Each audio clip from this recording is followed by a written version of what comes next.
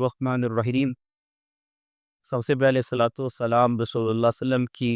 ذات بابرکات پہ، اللہم صلی علی محمد وعلی آل محمد بارک وسلم۔ قبائل متنقل قبائل تھے اور وہ ایک جگہ سے دوسری جگہ منتقل ہوتے رہتے تھے، جس طرح کے خانہ بدوش ہم کہہ سکتے ہیں۔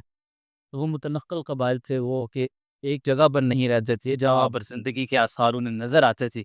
وہ وہاں پہ منتقل ہو جاتے۔ لیکن تقریباً یہی وہ وادی تھی جس کے اندر آپ علیہ الصلاۃ والسلام کے بچپن میں حضرت اماں حلیمہ سعدیہ ہے اور حضرت حارث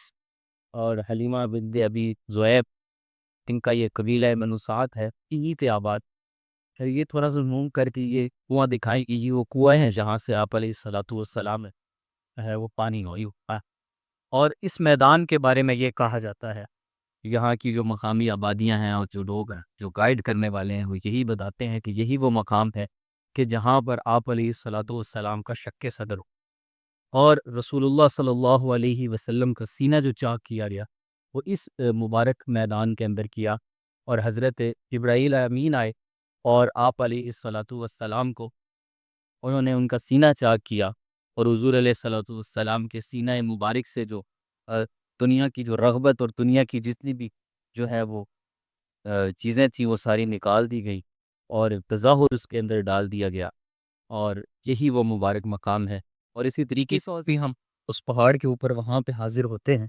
اور وہاں پہ جا کے انشاءاللہ تعالی وہاں بھی آپ کو دکھاتے ہیں جو وہاں مصلی بنے ہیں۔ اس جگہ کے بارے میں یہ کہا جاتا ہے کہ یہاں پر بھی حضرت حلیمہ سعدیہ کا قبیلہ جو ہے اس کا سٹے رہا ہے، اور انہوں نے وہاں قیام کیا ہے، اور وہاں پہ مصلی موجود ہیں، لوگ آتے ہیں اور آ کے یہاں پہ نماز پڑھتے ہیں برکت حاصل کرنے کے لیے، اس جگہ کے ساتھ اپنی نسبت کو قائم کرنے کے لیے۔ اگرچہ یہ بات بالکل کلیئر رہے کہ یہ جو جگہ ہے ساری، یہ سارے کا سارا قبیلہ بنو سعد ہے۔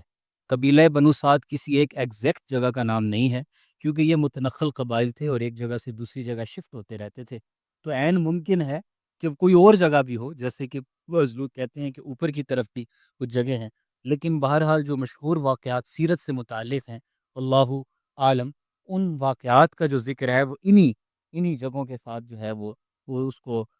منسوب کیا جاتا ہے کہ یہی وہ مبارک جگہیں ہیں جہاں پہ آپ علیہ الصلاۃ والسلام جو ہے ان کا بچپن گزرتے ہیں۔ رسول اللہ صلی اللہ علیہ وسلم کے بچپن کے ساتھ ہیں کہ ان میں کوئی جگہ ایسی ہے جہاں آپ علیہ السلام نے قیام کیا، کوئی جگہ ایسی ہے جہاں کو کھیلے، کوئی جگہ ایسی ہے جہاں پہ آپ علیہ السلام نے جاتا چرائے، تو بہرحال وہ وادی بھی آپ کے سامنے ہے، وہ کنواں بھی آپ کے سامنے ہے، یہ خوبصورت مقامات بھی آپ کے سامنے ہے۔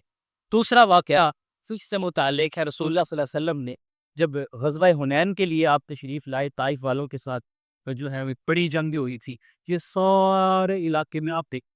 کر کوئی آبادی آپ کو نظر نہیں آئے گی، کہیں خال خال کچھ چھوٹے چھوٹے ڈیرے ہیں، چھوٹی چھوٹی جو ہے آبادیاں ہیں، یہ اس طرح بتو لوگ آبادیوں کے اندر رہتے تھے، کہیں دور دور آباد تھے۔ یہ سارے قبائل اکٹھے ہوئے اور ایک بہت بڑی جنگ تھی جو کہ غزوہ حنین کی شکل میں مسلمانوں کو لڑنی پڑی، اور مسلمانوں نے اس جنگ کے اندر جو ہے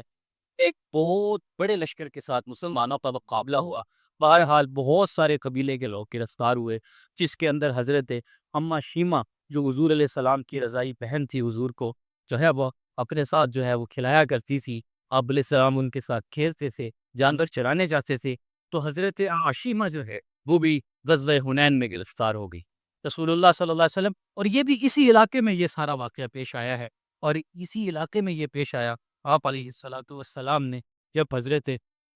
حضرت اماں شیمہ نے کہا کہ میں محمد سے ملنا چاہتی ہوں، مجھے محمد سے ملاؤ، اور میں محمد سے نہیں، صحابہ بڑے حیران ہوئے، تو محمد آتے بھائی کیسے ہوئے؟ تو انہوں نے کہا کہ کوئی نشانی بتاؤ، تو انہوں نے نشانی بتائی کہ بچپن کے اندر جب میں رسول اللہ کو کھیلنے کے لیے لے کے گئی تھی تو ایک جگہ پہ جو ہے وہ کسی نے وہ کو ایک جو ہے وہ ایسے جو ہے وہ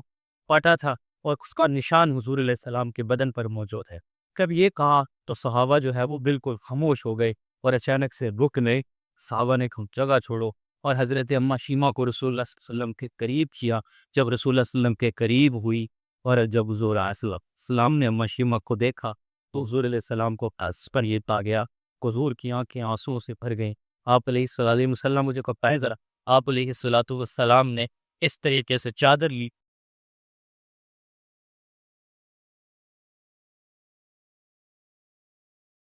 آپ علیہ الصلوۃ والسلام نے اماں شیمہ کو بٹھایا، پھر اماں شیمہ کا احترام کیا، پھر ایک طرف اماں شیمہ کو رہا نہیں کیا، تو یہ ان کے ساتھ سبھی لے کے وہ تمام لوگوں کو رہا کر دیا کہ جن لوگوں جو حضرت اماں شیمہ کے ساتھ جو ہے وہ گرفتار ہوئے تھے۔ تو حضور علیہ السلام نے واپسی پہ سواری بھی دی، واپسی پہ کھانا بھی دیا، اور کتنا جو ہے وہ مال بھی عطا کیا، اور اماں شیمہ کو دعائیں بھی دی، اور ان کے ساتھ محبت والا معاملہ کیا۔